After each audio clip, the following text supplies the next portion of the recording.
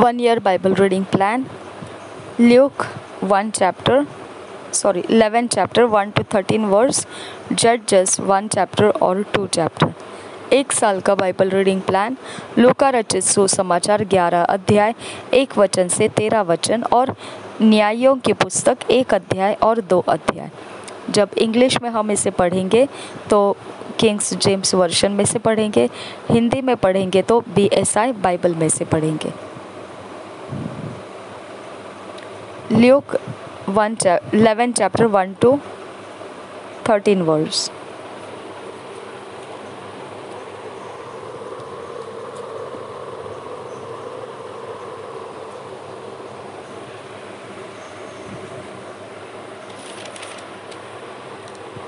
Christ teacheth to pray. He casteth out a dumb devil, sheweth who are truly blessed. He preached to the people and reproved the Pharisee outward shew of holiness, etc. First verse. And it came to pass that as he was praying in a certain place, when he seized one of his disciples, said unto him, Lord, teach us to pray, as John also taught his disciples. And he said unto them, When ye pray, say, Our Father, which art in heaven, hallowed be thy name. Thy kingdom come, thy will be done as in heaven, so in earth. Give us day by day our daily bread, and forgive us our sins, for we also forgive everyone that is indebted to us. And lead us not into temptation, but deliver us from evil. And he said unto them, Which of you shall have a friend, and shall go unto him at midnight, and say unto him, Friend, lend me 3 loaves, for a friend of mine in his journey is come to me, and I have nothing to set before him. And he from within shall answer and say, Trouble me not, the door is now shut, and my children are with me in bed. I cannot rise and give thee. I say unto you, though he will not rise and give him, because he is his friend, yet because of his importunity he will rise and give him as many as he needeth. And I say unto you, Ask, and it shall be given you. Seek, and ye shall find. Knock, and it shall be opened unto you. For every one that asketh receiveth, and he that seeketh findeth, and to him that knocketh it shall be opened. If a son shall ask bread of any of you that is a father, will he give him a stone? Or if he ask a fish, will he for a fish give him a serpent? Or if he shall ask an egg, will he offer him a scorpion? If ye then, being evil, know how to give good gifts unto your children, how much more shall your heavenly Father give the Holy Spirit to them that ask him.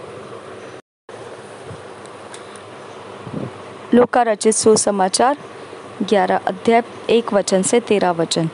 चेलों को प्रार्थना करना सिखाना. पहले वचन से. वह किसी जगह प्रार्थना कर रहा था.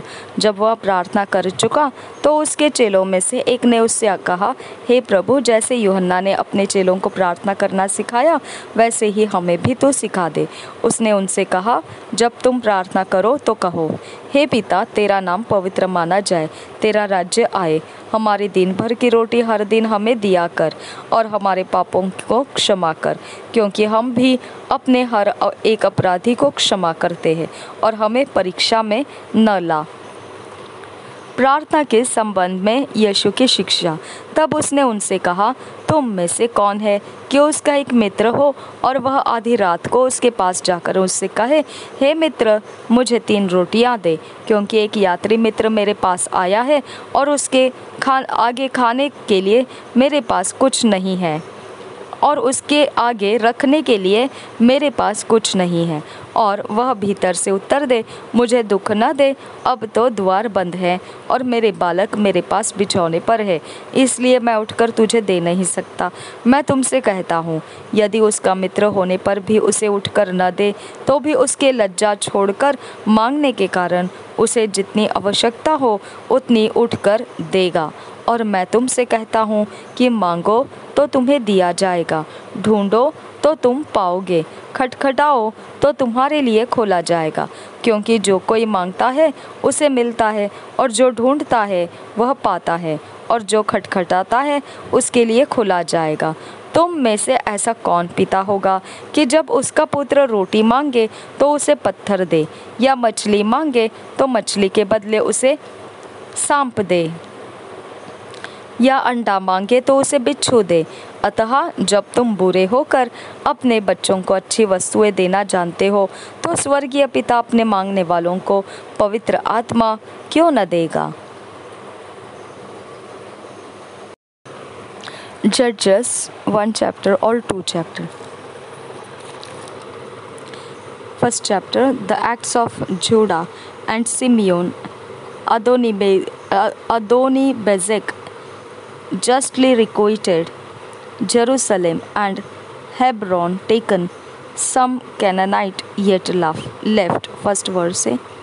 Now after the death of Joshua, it came to pass that the children of Israel asked the Lord, saying, Who shall go up for us against the Canaanites first, to fight against them? And the Lord said, Judah shall go up. Behold, I have delivered the land into his hand. And Judah said unto Simeon his brother, Come up with me into my lot, that he may fight against the Canaanites, and I likewise will go with thee into thy lot. So Simeon went with him. And Judah went up, and the Lord delivered the Canaanite and the Perizzites into their hand. And they slew of them in Bezek 10,000 men, and they found Adoni-Bezek in Bezek, and they fought against him, and they slew the Canaanites and the Perizzites.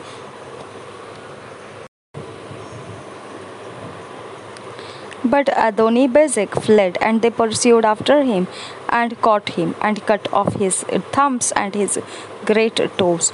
And Adoni-Bezek said 70 kings, having their thumbs and their great toes cut off, gathered their meat under my table, as I have done. So God hath requited me. And they brought him to Jerusalem, and there he died. Now the children of Judah had fought against Jerusalem, and had taken it and smitten it with the edge of the sword, and set the city on fire. And afterward the children of Judah went down to fight against the Canaanites that dwelt in the mountain and in the south and in the valley. And Judah went against the Canaanites that dwelt in Hebron. Now the name of Hebron before was Kirjath Arba. And they slew Sheshai and Ahiman and Talmai. And from thence he went against the inhabitants of Debir. And the name of Debir before was Kirjath Sepher. And Caleb said, He that smiteth Kirjath Sepher and taketh it, to him will I give Achsah my daughter to wife. And Othniel the son of Kenaz, Caleb's young brother, took it, and he gave him Achsah his daughter to wife. And it came to pass, when she came to him, that she moved him to ask of her father a field, and she alighted from off her ass. And Caleb said unto her, What wilt thou? And she said unto him, Give me a blessing, for thou hast given me a south land. Give me also springs of water. And Caleb gave her the upper springs and the nether springs. And the children of the Kenite Moses' father-in-law went up out of the city of palm trees with the children of Judah into the wilderness of Judah, which lieth in the south of Arad. And they went and dwelt among the people. And Judah went with Simeon his brother, and they slew the Canaanites that inhabited Zephath, and utterly destroyed it. And the name of the city was called Hormah. Also Judah took Gaza with the coast thereof, and Askelon with the coast thereof, and Ekron with the coast thereof. And the Lord was with Judah, and he drave out the inhabitants of the mountain, but could not drive out the inhabitants of the valley, because they had chariots of iron. And they gave Hebron unto Caleb, as Moses said, and he expelled thence the three sons of Anak. And the children of Benjamin did not drive out Jebusites that inhabited Jerusalem, but the Jebusites dwell with the children of Benjamin in Jerusalem until unto this day. And the house of Joseph they also went up against Bethel, and the Lord was with them. And the house of Joseph sent to descry Bethel. Now the name of the city before was Luz. And the spies saw a man come forth out of the city, and they said unto him, Shew us, we pray thee, the entrance into the city, and we will shew thee mercy. And when he shewed them the entrance into the city, they smote the city with the edge of the sword, but they let go the man and all his family. And the man went into the land of the Hittites and built a city, and called the name thereof Luz, which is the name thereof unto this day. Neither did Manasseh drive out the inhabitants of Bethshean and her towns, nor Tanakh and her towns, nor the inhabitants of Dor and her towns, nor the inhabitants of Ebleam and her towns, nor the inhabitants of Megiddo and her towns, but the Canaanites would dwell in that land.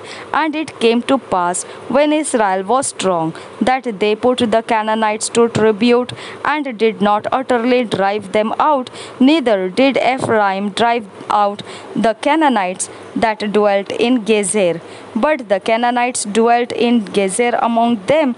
Neither did Zebulun drive out the inhabitants of Kitron, nor the inhabitants of Nahlol, but the Canaanites dwelt among them and became tributaries. Neither did Asher drive out the inhabitants of Akho, nor the inhabitants of Zidon, nor of Alab, nor of Achzib, nor of Helba, nor of Aphik, nor of Rehob. But the Asherites dwell among the Canaanites, the inhabitants of the land, for they did not drive them out. Neither did Naphtali drive out the inhabitants of Beth Shemesh, nor the inhabitants of Bethanath, but he dwell among the Canaanites, the inhabitants of the land. Nevertheless, the inhabitants of Beth Shemesh and of Bethanath became tributaries unto them. And the Amorites forced the children of Dan into the mountain, for they would not suffer them to come down to the valley, but the Amorites would dwell in Mount Heres, in Aijalon, and in Shalbim. Yet the hand of the house of Joseph prevailed, so that they became tributaries. And the coast of the Amorites was from the going up to Akrabim, from the rock and upward. Chapter 2. An angel sent to rebuke the people of Bochim. Wickedness of the new generation offers Joshua their punishment. And an angel, first verse, and an angel of the Lord came up from Gilgal to Bochim, and said, I made you to go up out of Egypt, and have brought you in unto the land which I swear unto your fathers. And I said, I will never break my covenant with you, and ye shall make no league with the inhabitants of this land. Ye shall throw down their altars, but ye have not obeyed my voice. Why have ye done this? Wherefore I also said, I will not drive them out from before you, but they shall be as thorns in your sides, and their gods shall be a snare unto you. And it came to pass, when the angel of the Lord spake these words unto all the children of Israel, that the people lifted up their voice and wept, and they called the name of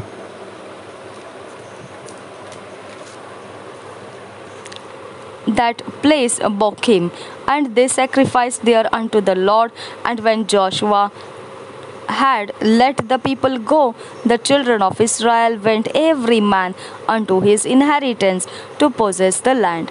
And the people served the Lord all the day of Joshua, and all the days of the elders that outlived Joshua, who had seen all the great works of the Lord that he did for Israel. And Joshua the son of Nun, the servant of the Lord, died, being 110 years old. And they buried him in the border of his inheritance in Timnath Heres, in the mount of Ephraim, on the north side of the hill Gash. And also all that generation were gathered unto their fathers, and there arose another generation after them, which knew not the Lord, nor yet the works which he had done for Israel. And the children of Israel did evil in the sight of the Lord, and served Baalim. And they forsook the Lord God of their fathers, which brought them out of the land of Egypt, and followed other gods of the people that were round about them, and bowed themselves unto them, and provoked the Lord to an anger. And they forsook the Lord, and served Baal and Ashtaroth. And the anger of the Lord was hot against Israel, and he delivered them into the hands of spoilers that spoiled them, and he sold them into the hands of their enemies round about, so that they could not any longer stand before their enemies.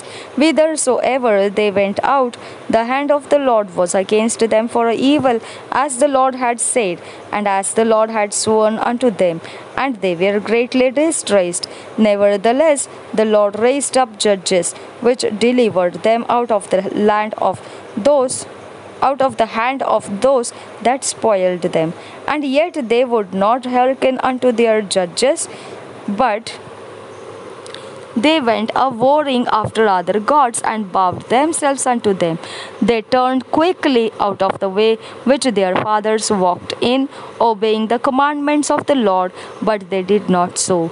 And when the Lord raised them up judges, then the Lord was with the judge, and delivered them out of the hand of their enemies all the days of the judge. For it repented the Lord because of their groanings by reason of them that oppressed them and vexed them.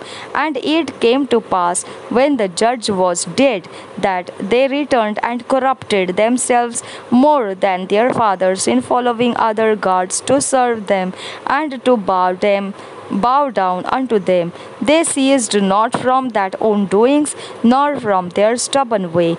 And the anger of the Lord was hot against Israel.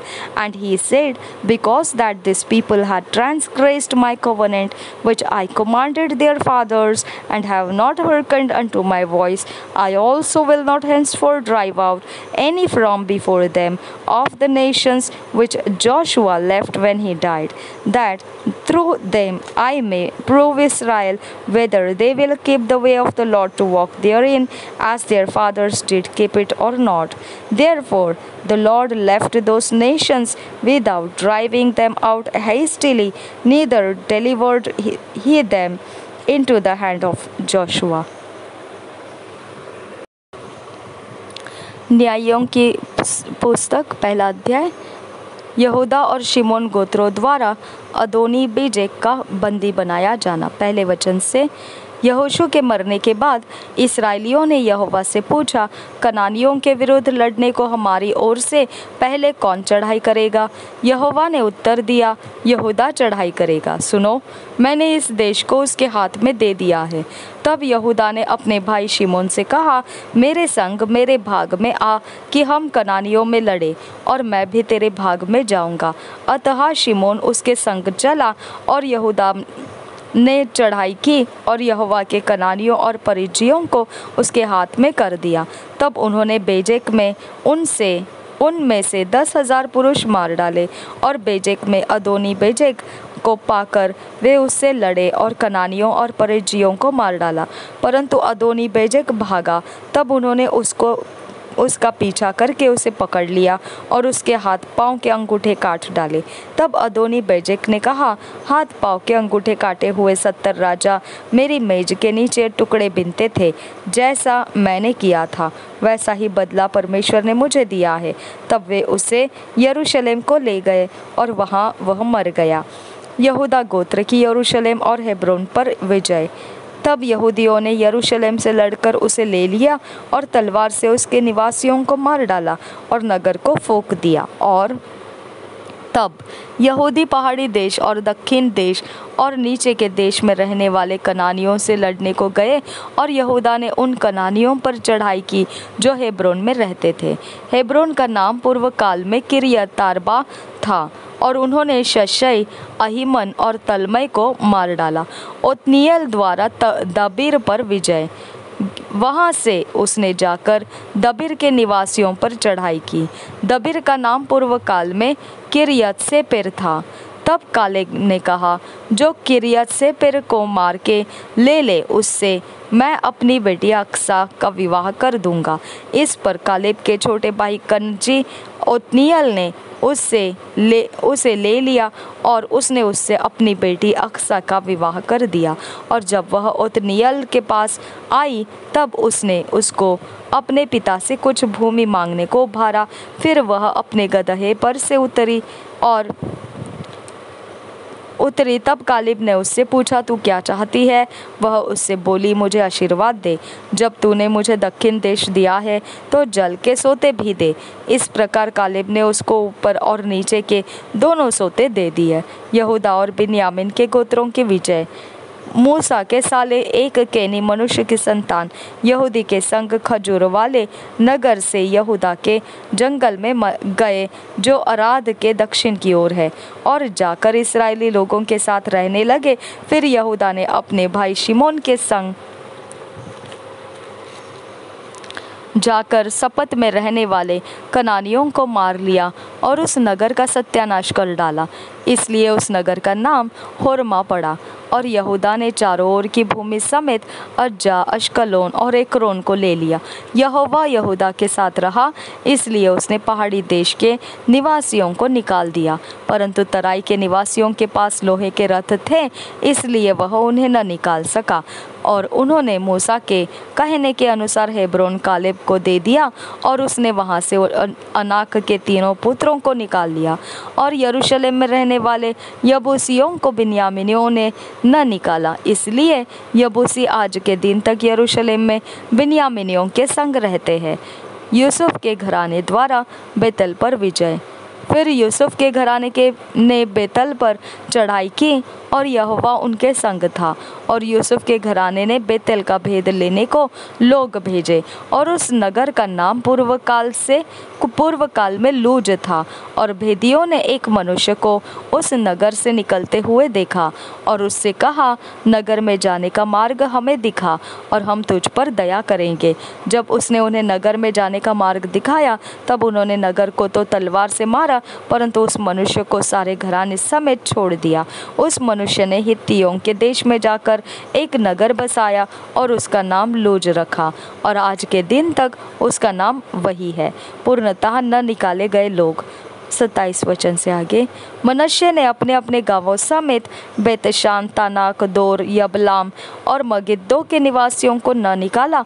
इस प्रकार कनानी उस देश में बसे ही रहे। परंतु जब इस्राएली सामर्थी हुए तब उन्होंने कनानियों से बेगारी ली, परंतु उन्हें पूरी रीति से न निकाला। एप्रैम ने गेजेर में रहने वाले कनानियों को न निकाला, इसलिए कनानी गेजेर में उनके बीच में बसे रहे। जबूलून के कित्रोन और नहलोल के निवासियों को न निकाला, इसलिए कनानी उनके बीच में बसे रहे और उनके वश में हो गए। अशेर ने अक्को, सिदोन, अहलाब, अकजीब, हेल्बा, अपीक और रहोब के निवासियों को न निकाला, इसलिए अशेरी लोग देश के निवासी कनानियों के बीच में बस गए, क्योंकि उन्होंने उनको न निकाला था। नप्ताली ने बेतशेमेश और बेतनात के निवासियों को न निकाला, परंतु देश के निवासी कनानियों के बीच में बस गए। तो भी बेतशेमेश और बेतानत के लोग उसके वश में हो गए। एमोरियों ने दानियों को पहाड़ी देश में भगा दिया और तराई में आने न दिया, इसलिए एमोरी हेरेस नामक पहाड़, अय्यालोन और शालबीम में बसे ही रहे। तो भी यूसुफ का घराना यहाँ तक प्रबल हो गया कि वे उनके वश में हो गए, और एमोरियों के देश की सीमा अक्रब्बीस नामक पर्वत की चढ़ाई से आरंभ करके ऊपर की ओर थी। दूसरा अध्याय। बोकीम में यहोवा का दूत। पहले वचन से। यहोवा का दूत गिलगाल से बोकीम की को जाकर कहने लगा, मैंने तुमको मिस्र से ले आकर इस देश में पहुंचाया है, जिसके विषय में मैंने तुम्हारे पुरखाओं से शपथ खाई थी और मैंने कहा था, जो वाचा मैंने तुमसे बांधी है उसे मैं कभी न तोड़ूंगा। इसलिए तुम इस देश के निवासियों से वाचा न बांधना, तुम उनकी वेदियों को ढा देना। परंतु तुमने मेरी बात नहीं मानी। तुमने ऐसा क्यों किया है? इसलिए मैं कहता हूँ, मैं उन लोगों को तुम्हारे सामने से न निकालूंगा और वे तुम्हारे पांजर में कांटे और उनके देवता तुम्हारे लिए फंदा ठहरेंगे। जब यहोवा के दूत ने सारे इस्राएलियों से ये बातें कही, तब वे लोग चिल्ला चिल्ला कर रोने लगे और उन्होंने उस स्थान का नाम बोकीम रखा और वहाँ उन्होंने यहोवा के लिए बलि चढ़ाई। यहोशू की मृत्यु। जब यहोशू ने लोगों को विदा किया था, तब इस्राएली देश को अपने अधिकार में कर लेने के लिए अपने अपने निज भाग पर गए। और यहोशू के जीवन भर और उन वृद्ध लोगों के जीवन भर जो यहोशू के मरने के बाद जीवित रहे और देख चुके थे कि यहोवा ने इसराइल के लिए कैसे कैसे बड़े काम किए हैं, इसराइल लोग यहोवा की सेवा करते रहे। तब यहोवा का दास नून का पुत्र यहोशू 110 वर्ष का होकर मर गया और उसके तिम्नथेरेस में, जो एप्रैम के पहाड़ी देश में गाश नामक पहाड़ी के उत्तरी ओर है, उसी के भाग में मिट्टी दी गई। और उस पीढ़ी के सब लोग भी अपने अपने पितरों में मिल गए। तब उसके बाद जो दूसरी पीढ़ी हुई, उसके लोग न तो यहोवा को जानते थे और न उस काम को जो उसने इसराइल के लिए किया था, इसराइलियों द्वारा यहोवा को त्याग देना। 11 वचन से आगे। इसलिए इस्राएली वह करने लगा जो यहोवा की दृष्टि में बुरा है और बाल नामक देवताओं की उपासना करने लगे। वे अपने पूर्वजों के परमेश्वर यहोवा को, जो उन्हें मिस्र देश से निकाल लाया था, त्याग कर पराये देवताओं अर्थात आसपास के लोगों के देवताओं की उपासना करने लगे और उन्हें दंडवत किया और यहोवा को रिस दिलाई। वे यहोवा को त्याग कर बाल देवताओं और अश्तारोत देवियों की उपासना करने लगे। इसलिए यहोवा का कोप इस्राएलियों पर भड़क उठा और उसने उनको लुटेरों के हाथ में कर दिया जो उन्हें लूटने लगे, और उसने उनको चारों ओर के शत्रुओं के अधीन कर दिया और वे फिर अपने शत्रुओं समेत ठहर न सके। यहाँ जहाँ कहीं वे बाहर जाते, वहाँ यहोवा का हाथ उनकी बुराई में लगा रहता था, जैसे यहोवा ने उनसे कहा था। वरन यहोवा ने शपथ भी खाई थी। इस प्रकार वे बड़े संकट में पड़ गए। तो भी यहोवा उनके लिए न्यायी ठहराता था, जो उन्हें लूटने वाले के हाथ से छुड़ाते थे।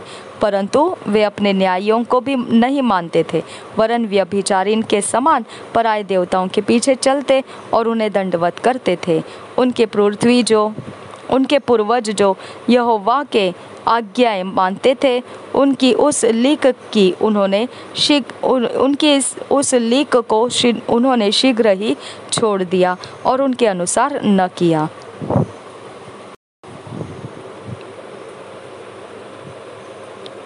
जब जब यहोवा उनके लिए न्याय को ठहराता, तब तब वह उस न्याय के संग रहकर उसके जीवन भर उन्हें शत्रुओं के हाथ से छुड़ाता था, क्योंकि यहोवा उनका कराहना जो अंधेर और उपद्रव करने वालों के कारण होता था, सुनकर दुखी था।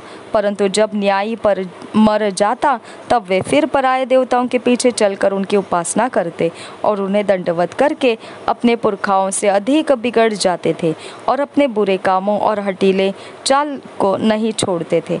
इसलिए यहोवा का कोप इस्राएल पर भड़क उठा और उसने कहा, इस जाति ने उस वाचा को जो मैंने उनके पूर्वजों से बांधी थी तोड़ दिया और मेरी बात नहीं मानी। इस कारण जिन जातियों को यहोशू मरते समय छोड़ गया है, उनमें से मैं अब किसी को उनके सामने से न निकालूंगा, जिससे उनके द्वारा मैं इस्राएलियों की परीक्षा करूं कि जैसे उनके पूर्वज मेरे मार्ग पर चलते थे, वैसे ही ये भी चलेंगे कि नहीं। इसलिए यहोवा ने उन जातियों को एकाएक न निकाला, वरन रहने दिया, और उसने उन्हें यहोशू के हाथ में भी न सौंपा था।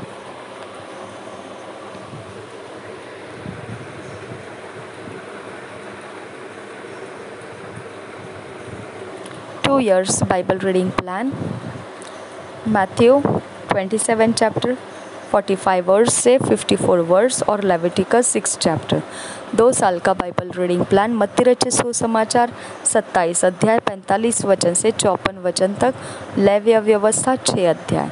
हम जब यह बाइबल रीडिंग प्लान पढ़ेंगे तो हमारे व्यक्तिगत समय में अकेले में बैठकर इसे पढ़ना है।